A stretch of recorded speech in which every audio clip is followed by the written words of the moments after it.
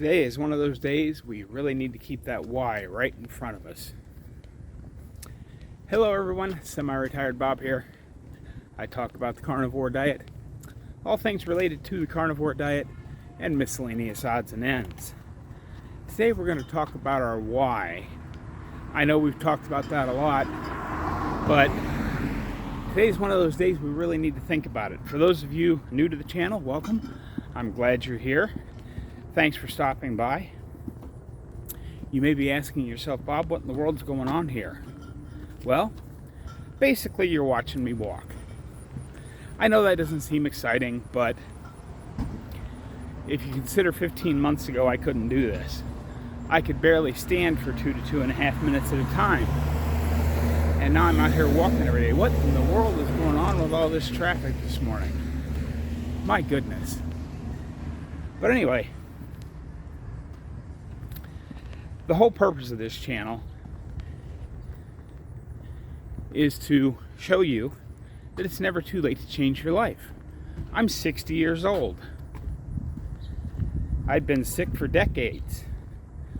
And now, I'm out here walking every day. Oh, this is brutal.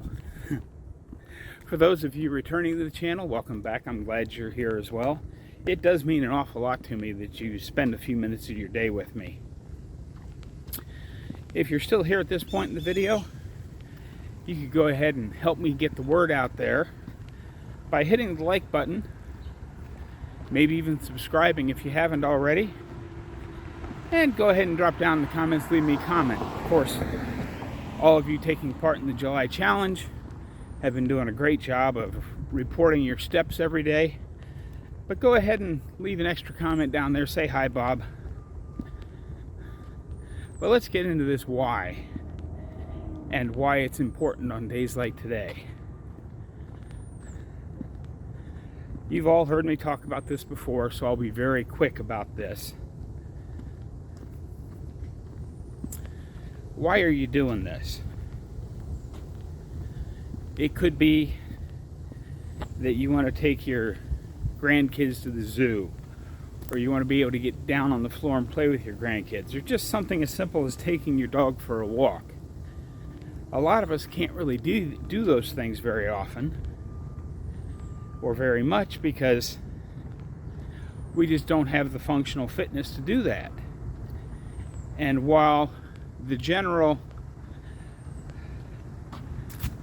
I'd like to get healthier, I'd like to lose a little weight, I'd like to build a little muscle, any of that kind of stuff can be an okay why to get you started. I think to stick with it long term, you need a much stronger why. I've talked about this many times. You know, my whys right now are this fall I want to be able to go down to the land I bought in West Texas and start working on my house.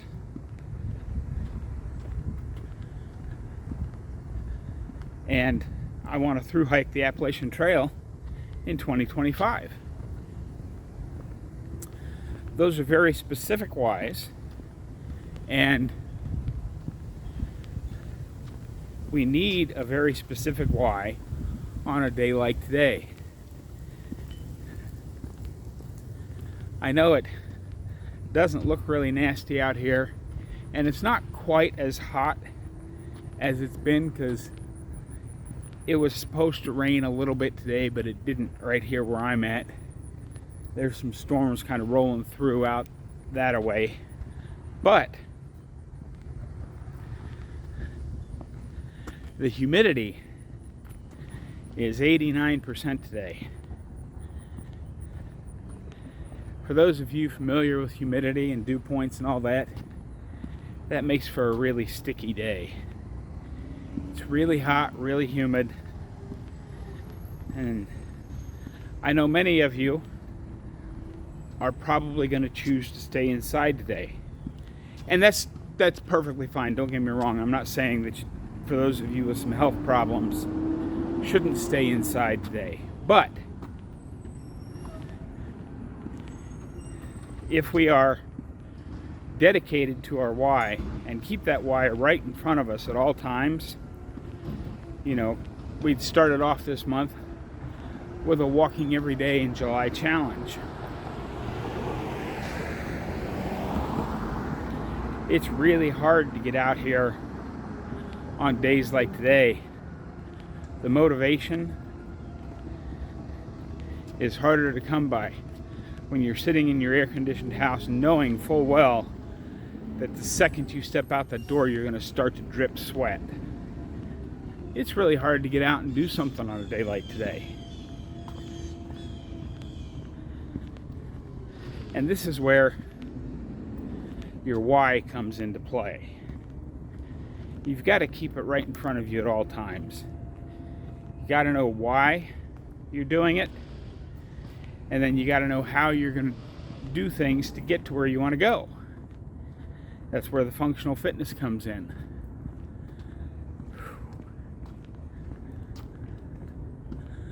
Wow, this humidity is just absolutely brutal out here.